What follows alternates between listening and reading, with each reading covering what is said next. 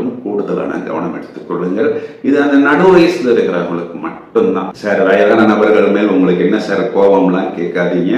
அவர்களுக்கு fulfilment of desires சொல்றது போல் ஒரு லக்ஸரியான லைஃப் ஸ்டைலு, ஒரு 5 ஸ்டார் ஹோட்டலுக்கு போகணுமா, இல்லை ஒரு இன்டர்நேஷனல் டூர் போகணுமா, இல்லைன்னா ஒரு நல்ல லக்ஸுரியஸான ஒரு இடத்தை நம்ம கட்டணுமா, இதெல்லாம் ஏற்படக்கூடிய காலகட்டம்.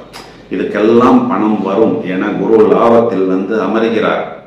அதையும் தவிர வெற்றி ஸ்தானாதிபதி தனஸ்தானாதிபதி கூட்டணி, வெற்றி ஸ்தானாதிபதி ஆட்சி.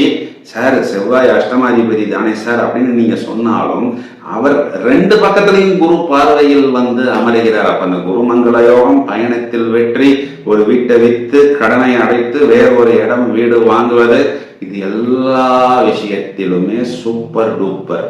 6ஆம் பாவத்தில் இருக்கக்கூடிய ராகுவிற்கு குரு பார்வை இழந்தாலும் வெற்றி ஸ்தானாதிபதி செவ்வாய் 6ஆம் பாவத்தில் இருக்கக்கூடிய ராகுவை பார்ப்பதும் நமக்கு பிளஸ் தான். குறிப்பா இந்த மீடியா சம்பந்தம், இந்த